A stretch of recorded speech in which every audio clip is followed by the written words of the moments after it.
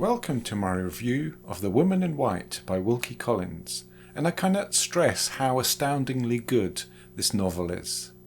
The first quarter of the book moves slowly, and I entreat you to hold on past that part of the book. We encounter the mysterious woman in white early in the book, and meet a cast of quirky characters, including the hilarious Frederick Fairley. But the prose at this point in the novel is clunky even by Victorian standards. But hold your nerve.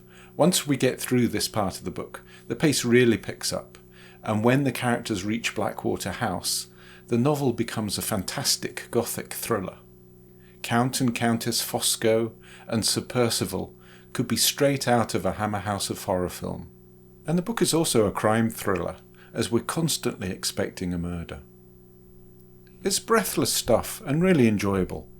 A little melodramatic in parts perhaps, but mostly it could stand up against any modern thriller.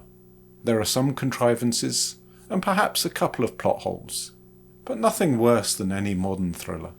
I also have to wonder at Victorian men who always seem to favour the beautiful but fragile woman over the plain but clever and energetic one. In a way, this whole novel rests on that bizarre choice. Indeed, the treatment of women in the novel deserves some mention, since the female characters are portrayed as feeble-minded and prone to fits of the vapours. I have to say I think this is Wilkie Collins being sarcastic. Although portrayed as weak, one of the strongest characters in the novel is Marion Holcomb, and the female characters all hold up well against the ridiculous Frederick Fairley and our two evil villains. Overall, the book was a revelation to me. I cannot understand why it's not better known.